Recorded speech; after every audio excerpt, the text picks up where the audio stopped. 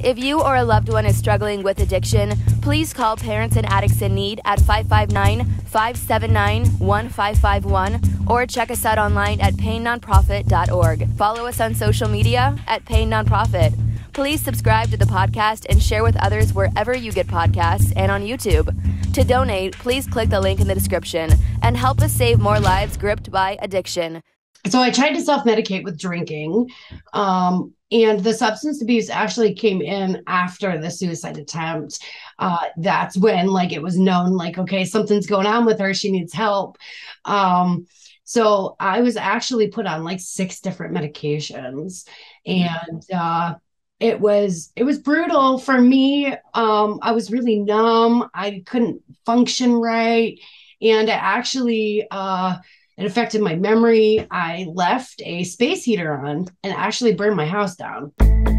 Don't Hide the Scars, a weekly podcast focused on addiction and recovery. Created by the nonprofit PAIN, Parents and Addicts in Need, and founded by Flindt Andersen. Welcoming to Don't Hide the Scars, of course, with founder of Parents and Addicts in Need, Flindt Andersen, myself, Jason LaChance. Sandra Lee, how are you today? I am amazing. Thank you so much for having me. I'm honored to be here. Absolutely. We're going to dig in about Rockstar Testimony, your platform for mental health and addiction, doing some amazing work. We have some fellow friends that you're working with. And, of course, Love and Light to the World, the nonprofit organization that you started. But I want to dig in a little bit on your background. You're an RN now. Yes. But, boy, PTSD, you state, is really suffering. And I think that's something that's not brought up enough in the mental health field that leads a lot of people to addiction. Mm-hmm. I know Flindt has friends that are former soldiers, first responders. Flindt was an EMT, and, all these things greatly affect people. So was it from that area of work that your PTSD started, or was this a childhood situation? No, actually, it was from my area of work. So right out of nursing school, I started in the emergency department and I did trauma nursing. However, there's not a lot of education on self-care and emotional coping for the things that you'll see and how to deal with these things. So when you're working in that type of environment, you go into a code room and you may see some very traumatic things that really affect you emotionally, but you almost learn how to shove it down immediately and walk out of the room like nothing happened. And so after 5 years of doing that, I never really talked about the things that bothered me, the cases that bothered me with anybody. And so after 5 years, I started having nightmares. And some of the cases of my patients started to haunt me in my dreams. And I started to wake up panicking. It was pretty brutal, which actually led to panic attacks. I started having panic attacks. I had behavior changes. I started to also have, of course, high anxiety with that, and bouts of depression.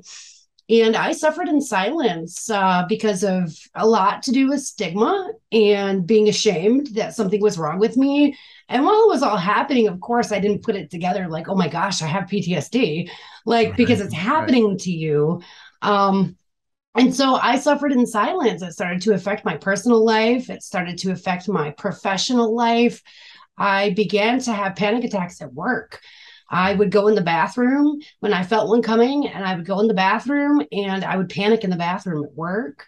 I would have to reorient myself, by doing grounding techniques and things. And then I would go tell my charge nurse, I'm not feeling good, I have to go home.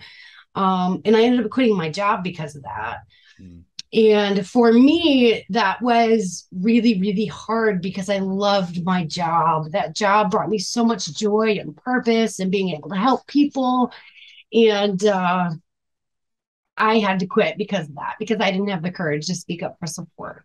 Yeah, I remember when I started the emergency room as well. And, instead of going into the bathroom and, going into a panic attack, I went to the bathroom and just used more drugs. I mean, seriously, because you are absolutely correct in that. There is no training for what one is going to see There is not. Whether you're out on the street as a paramedic or an EMT, or whether you're working in the emergency room, they just throw you in there and say, go for it, you know?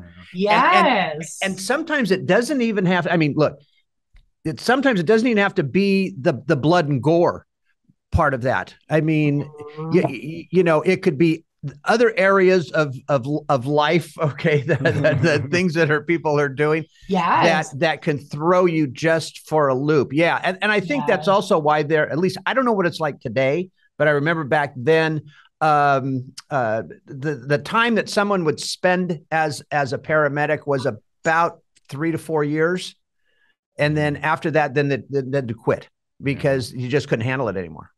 Right. And of course, no place to turn to get help and any of that. So, yeah. Right. And even as like a new nurse, you do all of this orientation of new nurse orientation for a hospital, but there's not one course, there's not one class, there's not one thing of education for self-care or techniques for emotional coping. There's like no preparation, like you said. I fully agree. I mean, hopefully we've come further now because of the healthcare professionals suffering so much from PTSD that we're actually educating now. I would hope. Yeah, but you know, I always go back to that very first scene that what we were called to when I was an EMT working in a paramedic unit, and it was a car accident, and it was a semi truck versus like a 55 Chevy. And needless to say, it was literally a train wreck. You know, I mean, there was, and I'm not going to get real graphic here, but you know, there was a decapitation. You know, there was a guy kind of sitting in the rubble. You know, and luckily I had a partner, that first partner, that when we got to the scene, he knew it was my first one. His name was Dan Bowman. I'll never forget Dan. and he jumps out of the ambulance and he goes, "Time for the morbid jokes." And he goes into his doctor, what was it with the Marx brothers? Dr. Howard, Dr. Fine? I think so. Yeah, you know, calling Dr. Howard, Dr. Fine. Okay. and it just loosened the atmosphere, even though we're looking at just destruction over here. You know, it did loosen the situation up a little bit. But God, how do you even train for that is my point. You know, it's tough. Right. And so that actually leaked into my personal life. And right around the same time, there was infidelity in my marriage. I ended up going through a brutal divorce. And my life actually just went to hell in a handbasket, if I may say that. That's just when it just went down. I ended up in a custody battle for my children. I couldn't handle all of that. I ended up like lashing out at like the ex's new girlfriend, and I went to jail. I got a PPO put against me. I ended up having a suicide attempt. It was the darkest time in my entire life.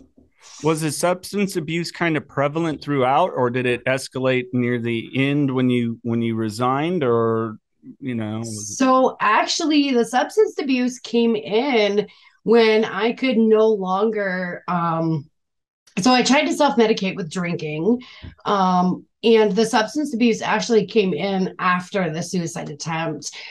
That's when like it was known, like, okay, something's going on with her. She needs help. So I was actually put on like 6 different medications. And it was brutal for me. I was really numb. I couldn't function right. And it actually, it affected my memory. I left a space heater on and actually burned my house down. So that's when the substance abuse came in. I couldn't handle it anymore. There was like emotional trauma after emotional trauma after emotional trauma. And so then I took those medications and I just started abusing them. I did the Adderall first. I would be awake for 4 days at a time. Then I would take the Xanax to come down. And then I was addicted to Xanax for, probably about 2.5 years. I was a functioning addict. And at this time, I was in a care facilitation job where I worked from home facilitating care. And I was functioning. I would wake up, do my job, minute my job was done, I would load up on those pills and I would sleep the rest of my life away. Right. I would set my alarm for when my husband got home so I could be awake for dinner. And then I would take more pills and go back to sleep. And nobody really knew other than like my absence, but they just thought like, okay, maybe she's just in a depressive mode now. So nobody really knew, but I was on abusing a significant amount of Xanax. New Perceptions North, the premier drug and alcohol treatment and recovery center in Central California. A full continuum of medically supervised, top-quality care with programs for detox, inpatient residential treatment with dual diagnosis, intensive outpatient treatment, sober living, support groups, and more. With 50-plus years of combined experience and sobriety, Flindt, Andersen, and Thelma Gatlin Wilson provide adult men and women with the highest caliber of professional health care, treating each client with compassion and respect, and a safe, comfortable environment. To begin the process of recovery, to proudly create and sustain a life without addiction, call 559-978-1507 or visit newperceptionsnorth.com. Did you end up in a situation, because Flindt talks openly about the doctor shopping, which, thank goodness, technology moved. It's much harder to do nowadays. But was that a situation that you found yourself into in the excess? Not really, because I just found my own. I would use my own prescriptions and then I would just buy off the street or from people I knew. So I never really got into the doctor shopping. But when you have an addiction, like you do whatever you need to do to get what you need. And for me, I just had contacts. I just had people that would supply them. Yeah. In my day, it was just so much easier. I mean, with doctor shopping, I had 12, 13 different doctors' offices going at one time, because they weren't hooked up to other doctors, computer wise, pharmacies pharmacies weren't connected. I mean, there was nothing, so God, it was a breeze. Which kind of amazes everybody because I never really had to go to the street to buy the pills. Yeah. It still baffles me. It never did. Yeah. And I mean, and I had doctors that were writing just, 120, 240, just all day long. But today that's a little different today. Now you can't do that. You don't even hear about it much anymore. Yeah. Right. And I really played the sympathy card. And people I know didn't really know I had a drug addiction. I had just lost my house, and for a year and a half, we bounced from Airbnb to hotel to rental to wherever we could live until our house was rebuilt with 3 kids and 3 dogs. And so I played the sympathy card, I'm having panic attacks. I need the Xanax. But I was, oh my God, I was a full-fledged addict and just, Not good. Not good. Right. Absolutely. How do you reflect, especially with Xanax? And we've talked about, you know families where they've lost children that have went to buy the street Xanax and it's not Xanax anymore. Right. Yeah. How do you kind of reflect on that, and did it with your purpose in the work that you're doing now? Because it's wonderful to be able to talk to you, but it's like, my God, I'm one of those people, a story plays in my head. You could have gotten one of those M30 pills Yes, absolutely. I could have died. I also could have died with my suicide attempt. If my husband didn't walk in, I would have died. I was unresponsive when he walked in the room. They pretty much had to resuscitate me. So I thank my lucky stars, my higher power, that I'm here. Know that feeling all too well. Yes, sir. Well, I've never shared this here, but people don't necessarily think that, the alcoholism, think the car accident or something else. But for me, it reacted maybe different than the guy that has a couple drinks. Like, I want to go to sleep. It amped me up. And there were many a times, looking in the mirror that it was like, you take me now, I'm fine with it, Right. Where our mind goes is just such a terrible, dark place. What can you lend through it though, that was that bright shining light that got you in to finally get help? So for me, it was the weirdest thing. I was literally just laying down in my bed and I woke up, and was just laying there. And out of nowhere, after abusing for maybe 2.5 years, this thought came to my head. And I pretty much said to myself, what the hell are you doing with your life? Mm-hmm. And then that provoked these thoughts like, oh my God, I don't have connection with my children anymore. I've slept my life away. Like, what am I doing? And then actually after that, as I'm in self-reflection, and I'm probably, of course, still messed up. I still have tons of drugs in my system. A Bible verse came to my mind and an Eminem verse came to my mind. And that day, right, it's so funny, but it was on his recovery album. And honestly, that day in that moment was the first time that I had the courage to pick up the phone, and I called my husband, and I'm going to get emotional. And I said, I need to tell you, I have a problem. Something is wrong with me. I am abusing pills, and where he thought I was just going through depression. And I mean, he tried everything he could to help me, but it wasn't. I mean, I was lying. I was obviously, on a million milligrams of Xanax every day. Right. So he didn't even know like the extent of what I was going through. And it was that day. And he was like, okay, I got you. Let's do this. And we called my psychologist, and she said, I need you to go to a treatment center. And I said, no, I'm not going to go to a treatment center. I'm going to do this on my own. And I asked her what the weaning regimen was. And she gave me the weaning regimen. And she said, this is against my medical advice, but I'm going to give you the weaning regimen because I know you're not going to go to treatment. So she gave me the regimen, and my husband, he was then like the keeper of the Xanax. I had no access to any pills in the house anymore. And I made a commitment to myself that I wouldn't contact anybody for pills. And we started to wean. It took me 6 weeks to wean because my dosage was so high. I weaned at home, and I went through the weaning and withdrawal process for, I want to say 4 to 6 weeks. And it was brutal. It was a brutal process. I have never been through anything so brutal in my life. Yeah, Xanax withdrawal is, I mean, opiate withdrawal is difficult. Excuse me, but I mean, more than difficult, it's hell.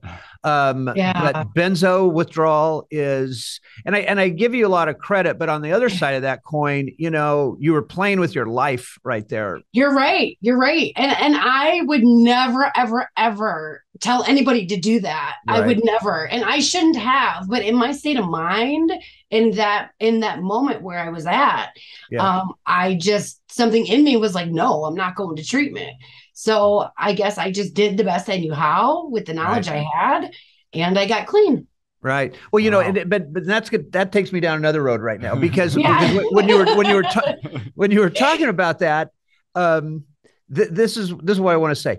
By the way, same way here. Yeah. But why do all of us, at least that first go around, we're sitting there, we've got God in front of us that's staring us in the eyeballs. Yes. We've got problems everywhere. We know we're in trouble. Okay. We're going to do anything it takes. We're going to admit to our wives, our husbands, our families, and we're sitting there and we're going to just admit everything, but no, I'm not going to treatment. Right. Really? We're going to do it our way.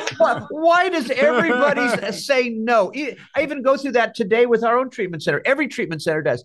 The family calls you in, you talk to the kid. Yeah, I want to get help, but can I do outpatient?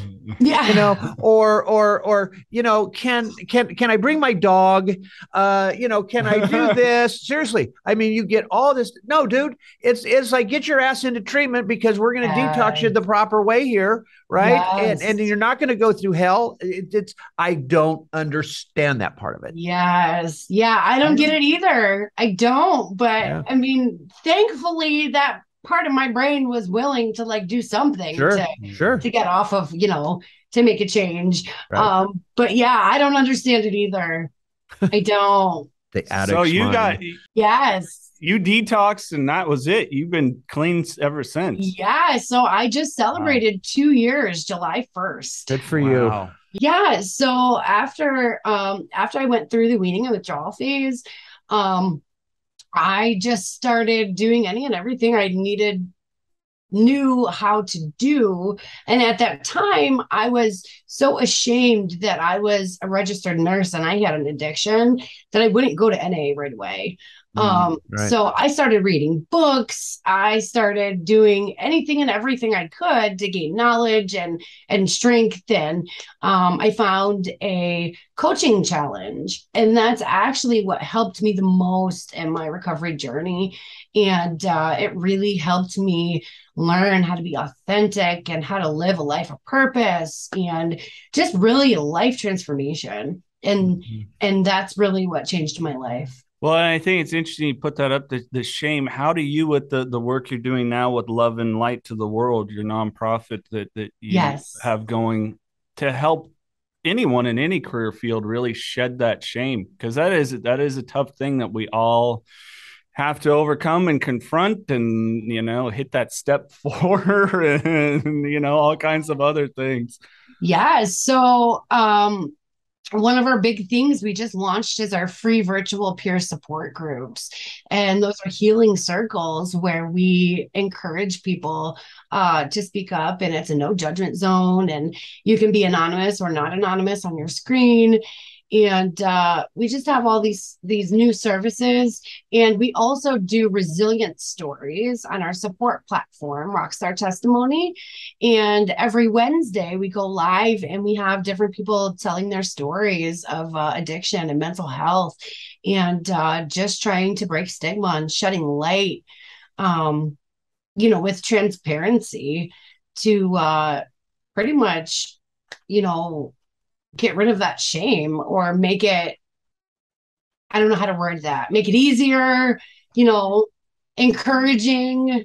It's tough to ease that burden. Flindt, what kind of work? I mean, Flindt does amazing stuff here. We have a parents meeting every Wednesday night, maybe something you'll on Zoom jump on for sure, because Flindt does amazing work with these families. But how do you really help not only with that new perceptions, but within those meetings, kind of shedding some of the shame, because the addiction oftentimes extends beyond the individual addict. I don't know what things your husband felt after and the work that he's had to do, but shame can trickle throughout the family. I even had it can have talks with my kids about, like my daughter brought it up. Well, did you ever drink because of me? And it was like, oh, good God.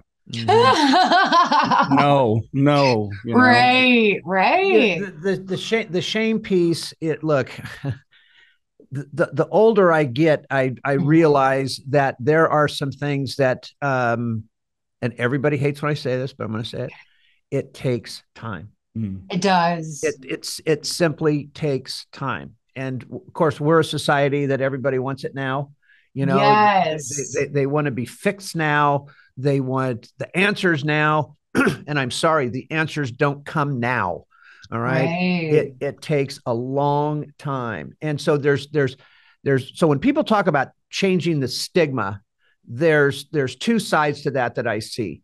One is the stigma of the addict. The other is the stigma of the general public towards us. And I think that changing the stigma towards the outside world, the non-addict, that is always going to be one of the toughest things to ever do. In fact, I don't think we're ever going to change that stigma. We're going to try, right? So it's even more important for the person in recovery to get to that point of, hey, there's addiction doesn't define me. But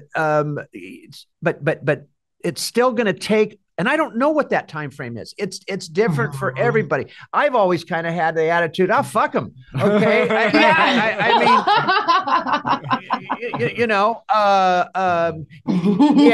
Did I do some crappy things? Yes. Okay. Have I made amends for those? Yes. Am I not doing those anymore? Yes. Am I perfect? Yes. Oh no, never mind. No, I'm not. But So again, I think us in recovery have to have that mindset that this is going to take some time to change. And once you have that, look, we've already been to hell. Yeah. Okay. Yes. Right. Yes. So what else is somebody or something going to do to us? Nothing. Nothing. Not a damn thing. Nothing. That's my 2 cents worth. Well, and I agree with you, because I think we already sit in so much fear as is, be it, people that have a struggle. I'm high anxiety and depression and get those kind of swings. It's not something that's manic per se, but it can be debilitating. And so regardless of it, these are the way that my brain's working externally. I can't deal with other people's unreasonable expectations and other things. And I think that's a part of that good healing process, be it with the NA, AA, treatment, whatever it is in the groups that you do. And once I think you find your compatriots and people that have been there, that it's like you tell them your support circle. Yeah. I mean, how many of us, maybe those early sharings, our heads slung low, and then somebody that's had some time comes in and goes, dude, let me tell you my freaking story. Okay. And then all of a sudden you're like, whoa. And you bring back to, like Flindt was saying, and dealing with the trauma of an on-scene incident when you're an EMT, you start to develop a sense of humor. Yes, you do. Sense of humor is just, I'm sorry, it's important in this. Okay. Yes. So much. You have to laugh. I'm a firm believer in that. You have to laugh at some of the stupid shit that we did. Okay. Because guess what? It is funny. Okay. I mean, look, there's a lot of it that was debilitating, and we hurt others, but sometimes you just got to go, I mean, yes, absolutely. And you know what? Back to that shame piece, I actually have felt on my heart to talk more publicly about that shame piece to help others going through that.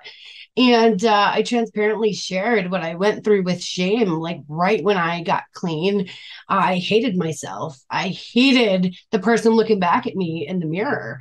So I went and got a whole bunch of face work done. There you go. That's just where my mind was.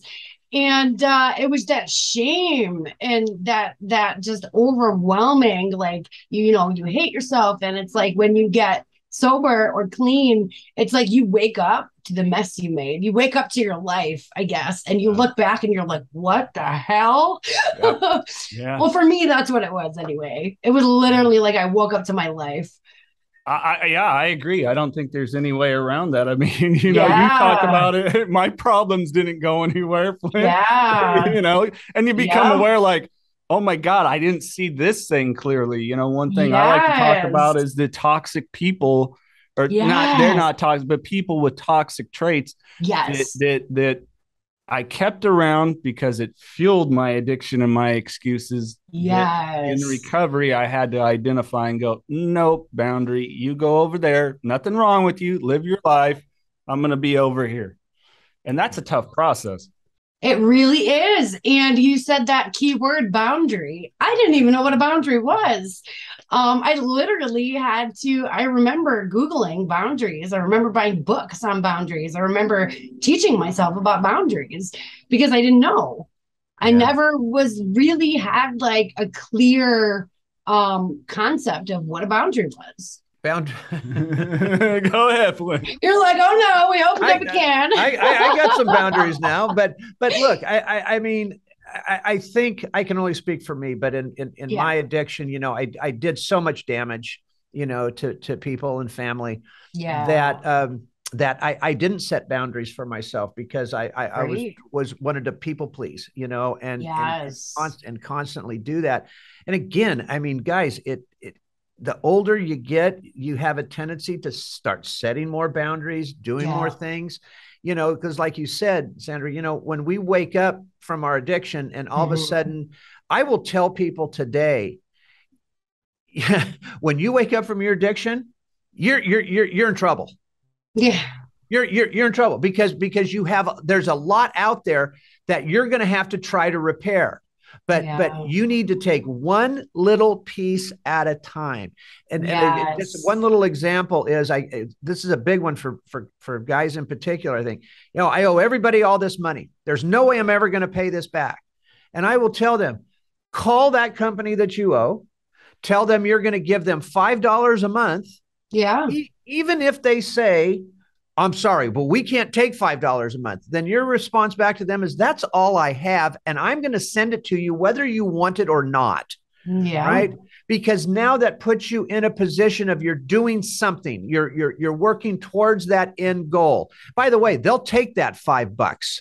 Okay. Yeah. Now it's still going to affect your credit. It's still going to affect everything, but you are taking a step forward and doing something constructive and doing something right. And by paying somebody back. Yes. Then there's always, and I don't know what the time frame is again, but it seems to be always within that 3 years to kind of 6, 7 year, where all of a sudden, oh God, I don't have any debt anymore. Yeah. Okay. Seriously. Yeah. But in that time period, yeah, you're going to suffer a little bit. You're not going to be able to buy a car. You're not going to be able to buy a house. You're not going to be able to do those things.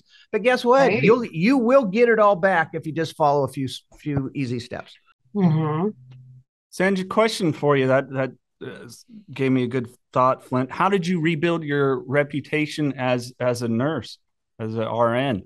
Because that's a big part of that process too, when we get clean and having to. It is. I had a really hard time in the beginning talking publicly about my addiction because of my profession. Mm-hmm. And then when I realized, you know what? There's millions of nurses, millions of healthcare professionals, doctors. It's huge. It's just not talked about. And I can remember coworkers would be stealing drugs from the Pyxis and get reprimanded. You don't even get fired. And that's not, they put you in a program. But so for me, it was just forgiving myself and letting go of that shame and being able to speak freely about it, because that will open the doors for other professionals to speak freely about their addiction and get help. Yeah. And I actually never went back to emergency nursing. I never went back to a hospital. In my addiction, I actually lost my case management facilitation job.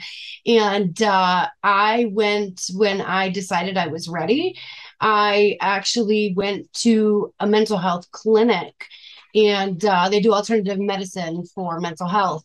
And I talked to the doctor who owns it, and I told her my story, and she hired me. Great. Wow. Yeah. And so I worked there contingently, and haven't had any problems whatsoever. Wow. That's great. Wow. Yeah. Yeah. So just full transparency, I guess, is what it is for me, is how I've kept integrity. Yeah. Just full transparency. This is my story. This is where I'm at now. You can either take me or leave me, but this is me. Right. Yeah. Well, and integrity is so important, and I think people often confuse it with morality and values, and it's not. It's that ability. And I was having a talk, making dinner with my son last night about integrity. We were listening to this guy, Gary John Bishop, author of Unfuck Yourself. He lets the language fly. He's a Scottish guy, lets it fly. And the language is there. And my son's listening to it. And he's like, who is this? I tell him, and he's like, I really like this, 14 years old. So we had a big talk about integrity and, the matter of your word and you following through. Yes. It can be connected to your values and your morality, but it's not, and it's such an important, I think, component that I think a lot of, especially the youth, when you tell me stories about a lot of the youth you've worked with, that's just missing. It's almost missing in our society in general, you know? It is. Yes. I do a lot of work to hopefully keep integral and not, piss people off that I say I'm going to follow through. How has that maybe your integrity changed within your home too, with the kids, with your husband, extended family? Yeah, a lot. And I would say in my healing process, I have actually backed away, or not backed away from, but I guess loved from afar a lot of my family through my healing process. And so some of those family members I'm just now starting to get a little closer with. I've made amends with all of them. It's just, I've just distanced myself. Sure. And I think that can be healthy. Absolutely. Yeah. Absolutely. Yeah. I mean, for me, I've been really focused on my own like healing and growing journey and, my routines and different things just to help me.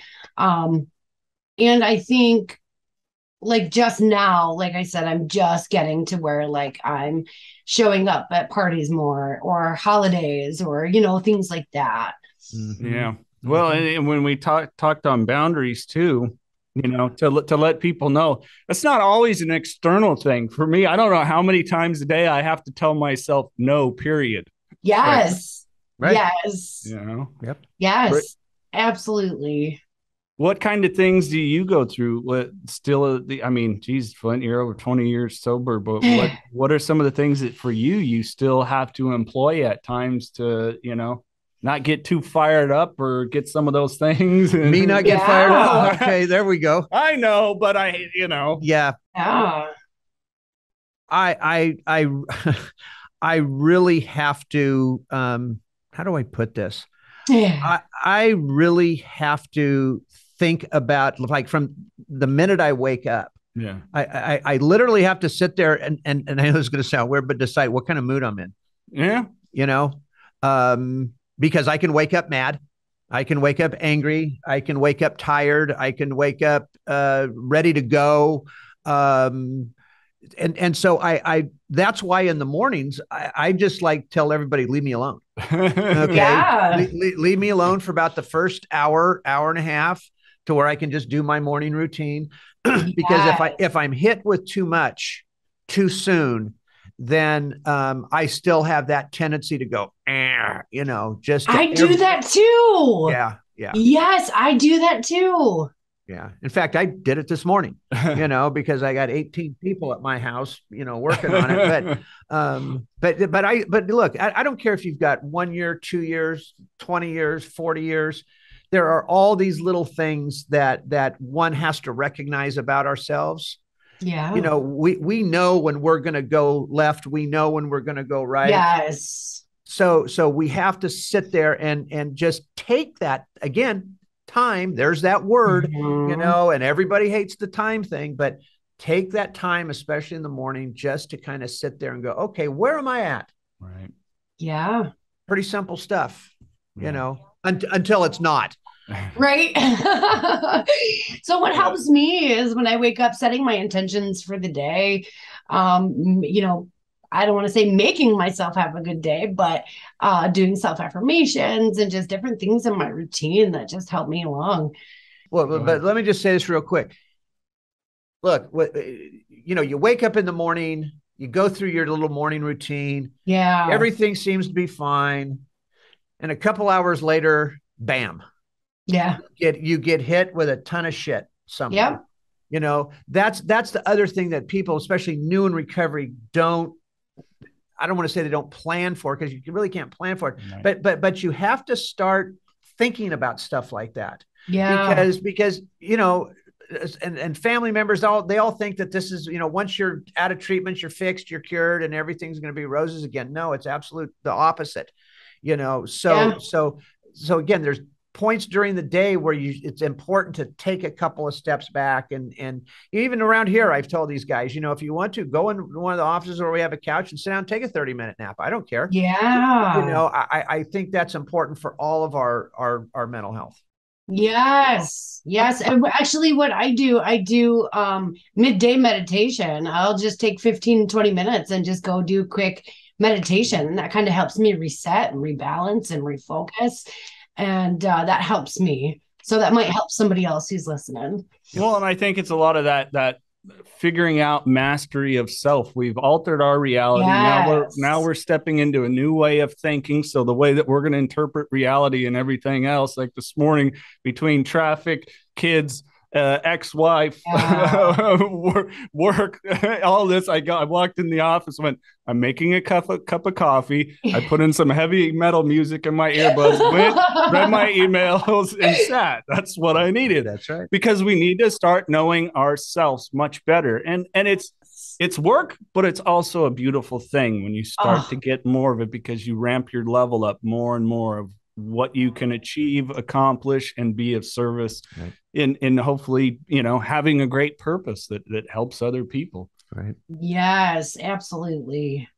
So let's talk to the getting into the nonprofit, Flindt. Of course, I know your story is you by yourself. I still think your banana sandwiches when you tell the beginning of Parents and Addicts in Need. But Jesus, how many years later? 13? 13. Yeah, we're going into our 14th year. How do you like this nonprofit world, Sandra? Isn't it just a fun ride? So I will say I'm actually very, very new. I founded the nonprofit like right out of recovery. And it's taken me 2 years to put everything together. And we just launched our website actually tomorrow. So I really am not in the world yet. I'm stepping into it. So I'm a new baby. I'm a new baby founder. Yeah, you got to learn to slip the jab, so to speak. Right? The hits will come and things like that, but hits are going to come. Hits are going to come. The nonprofit world is don't fall into this mistake. And I'm going to say this publicly.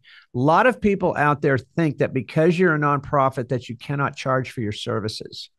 And the reality is you can and you should. But also keep in mind, you have to have that open piece to it where that people that can't afford your services, of course, we give that away for free. We give a ton of stuff away for free, but you're going to get people that literally will come up to you and say, well, you're a nonprofit. What? I'm not going to pay you. And, and sometimes I've turned to people and said, well, do you work for free? Right. And that's so true. That's so true. And we just launched like free wellness workshops, free peer support groups. And I think we will do a paid option. Like if you can afford it, a donation or a service fee or something. Sure. And here's the other thing, please, because I did this in the beginning. I think this is extremely important. I went to every single city, county meeting as it pertained to addiction and treatment and this thing and that thing. And some of those meetings, the whole time I'm going, I got to get out of here. But you have to do that to start building that rapport that you're going to have with other nonprofits and with your city and county, because you want their support. You're going to need their help in this, and not always financial, But yeah, you got to do those things. But on the other side of that coin, especially if you're going to do any public speaking, if you're going to have these free meetings for people, the one thing I always suggest is slow it down a little bit, because, but here's the key: you slow it down a little bit, but you stay even keeled. Yes. Because as a nonprofit, you have to be seen out in the community. People have to remember who you are. So it's important that you stay on that track, but don't get to the point like I did, especially in that first 5 or 6 years, where I was speaking at everything I could, every function I was at, everywhere, and I was getting burnt out early. Yeah. In fact, and I'm gonna tell this story. I think you may have heard this one, but this is probably in my 5th year of doing this. I walked into my office, and again, in those days I was by myself. Had a very good board of directors. We were starting to see some people. It was starting to take off a little bit. Yeah. But I remember it was 9 o'clock in the morning. I walk in the office. I turn on the lights, unlock the door, turn on the lights, turn on the computer. I sat there for about 10 minutes and I went blank. And I got up and I walked out of the office. I didn't lock the door. I didn't turn off the computers. I didn't turn off the lights. I drove home and I powered off my phone, closed the blinds, and and now it's 9:20 in the morning. I fell asleep until 6 p.m. that evening. I called my best friend and the guy who helped me get this started. And the first thing he said, Flindt, remember, you can't save everybody. Yeah. But I literally shut down physically, mentally. I was done. Yeah. So again, don't try not to get to that point, because you probably will anyway, but try not to get there. Yeah. Well, Sandra, is there anything for anyone that's struggling or their family members out there that you would want to lend? Yeah, I would want to say that it is courageous to seek support if you need help. And also it's courageous for a family member, that's affected by addiction to go to services for help. Like, it's not, there's just such stigma against that. And it's just so courageous if you need help, and that whatever you're going through, it's not a forever thing. It's temporary, and you can change the course of your life. You can rewrite your story. You don't have to stay stuck in that darkness of mental health and addiction. Right. Absolutely. Right. Mr. Flindt and Andersen, anything else you'd like to add? Well, Sandra, thank you. Thank really, you. This has been an absolute pleasure speaking with you. And if you need any help with the nonprofit, give us a jingle. Yes, thank you. And any advice? I don't know if it's any good, but we'll give it anyway. Congratulations on celebrating your second year. I think that's just, thank you. Just amazing. You're doing some good stuff. Thanks. Thank you so much. And can I just tell you guys and your listeners about our awareness project that's saving lives? All right. So real quick, it's called the Light It Up Project, and it's a wristband, and it's awareness and support and unity for mental health and addiction. And we have people all over the United States and Canada wearing these bands as visible support. And these bands are saving lives. We've saved 2 so far. And these hearts are the symbolic of the hearts that we've saved, the lives that we've saved. So awesome. Love it. Send us a couple of those bands. We'll wear them. Yes, absolutely. Message me your address or where to send them. I'll send you guys some t-shirts, and they have our hashtag on the back. I don't know if you can see them. Yeah, you can see it. Love it. That's awesome. All right, Sandra, thank you so much for joining us. We appreciate it. Thank you, and thank you guys for having me.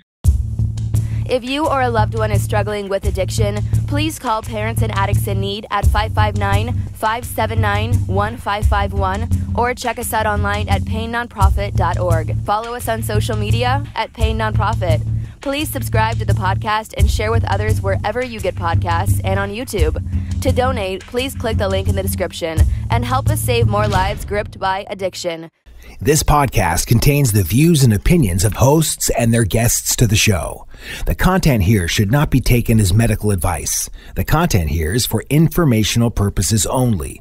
And because each person is sharing their unique perspective, please consult your healthcare professional for any medical questions.